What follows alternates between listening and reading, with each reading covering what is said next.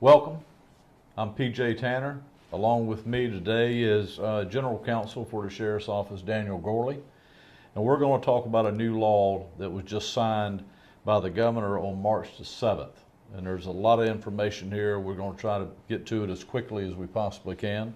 But there's one thing I want to read this for everyone to understand the challenges to this new law. It's H 3594 as signed by the governor on March 7th. It's called Constitutional Carry. Authorizes individuals who are not otherwise prohibited from possessing a firearm to legally possess a firearm openly or concealed without training and without a concealed weapons permit issued by SLED.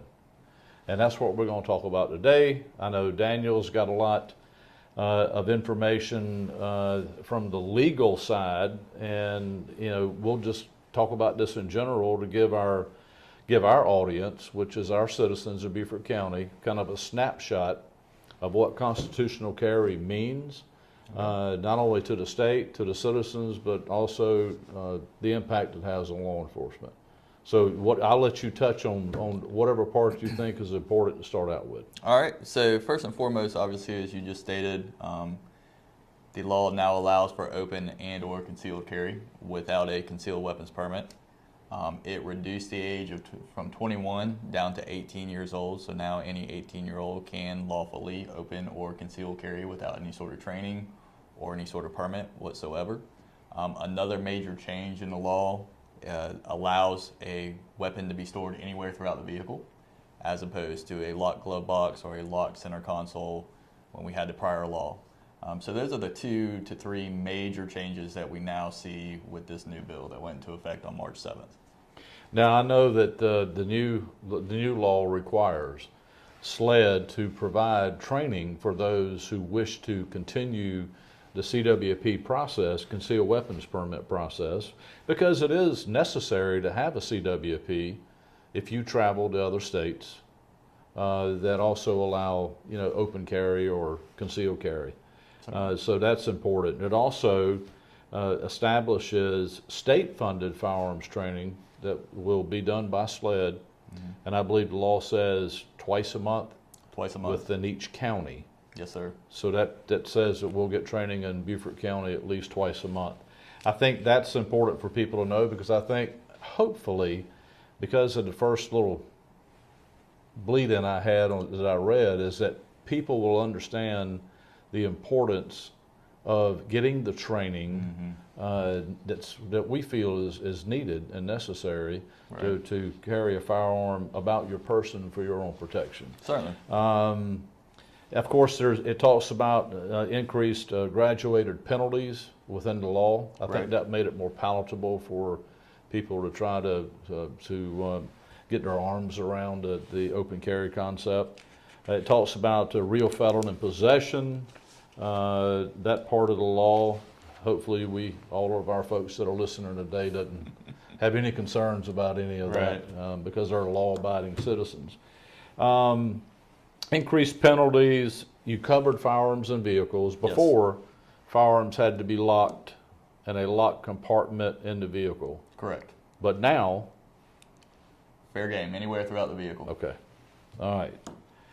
How about the part of this, and I'm actually very supportive of this, the requirement that if your weapon, your handgun or firearm is stolen, you have to report it within 10 days. 10 days. Yes, sir. So if you discover your firearm has been stolen out of your vehicle or out of your home or business, you got 10 days to report it.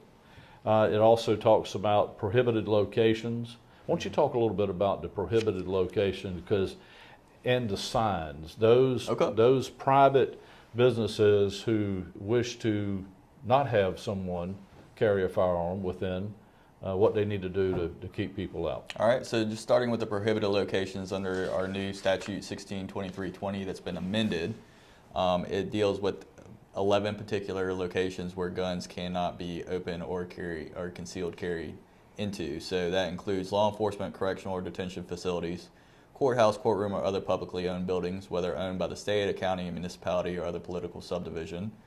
a polling place on election days, office of or business meetings of the governing body of a county, public school district, municipality, or special purpose district, school or college athletic events not related to firearms, daycare facilities or preschool facilities, places where the carrying of a firearms is prohibited by federal law, church or other established religious sanctuaries unless express permission is granted, hospital, medical clinic, doctor's office, or any other facility where medical services or procedures are performed unless they're expressly authorized by the appropriate entity, residence or dwelling place of another person without the express permission of the owner or person in legal control or possession of that residence or dwelling, and then any of the clearly marked, any area where clearly marked with a sign prohibiting the carrying of a concealed weapon, which leads me into section 2331-235, which discusses the regulations for what is and is not an appropriate sign. There's certain dimensions, colors, notations that need to be on those signs, so I would refer anybody back, whether it be a private dwelling or a business, that do not want people to be either carrying a concealed weapons or opening carrying into their business. I would refer them back to, again, section 2331-235 to make sure that whatever sign that they're posting is in compliance with what the state statute requires. What about citizens being stopped on traffic stops? You know, the old rule before was if you had a CWP, concealed weapons permit, Right. and you were stopped and law enforcement approached the vehicle, they're going to ask for several things. They're going to ask for your driver's license, you know, your insurance and those type things. That's normal. Before, you had to notify the law enforcement officer that you had a concealed weapons permit and that you had a weapon in the vehicle. Right. What about today?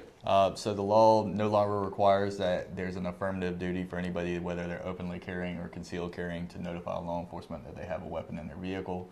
Of course, just for officer safety purposes and for everybody to be on the same page when a traffic stop is taking place, we would certainly encourage our citizens, whether they're open carrying or concealed carrying, to notify law enforcement that they have a weapon inside the vehicle for everybody's safety. Of course, they're not going to be treated any differently by law enforcement, whether they have a weapon or not, or whether they disclose or not. It's purely a decision made by the occupants of those vehicles, but we would certainly encourage it from a law enforcement perspective. Well, you know, on the public safety side of the house, I mean, good, clear communication is always best for everyone. But with the constitutional carry and the guidelines and the statute, you really need to take the time to really read the law and to digest all the elements of the law. And that's one of the benefits about the concealed weapons permit.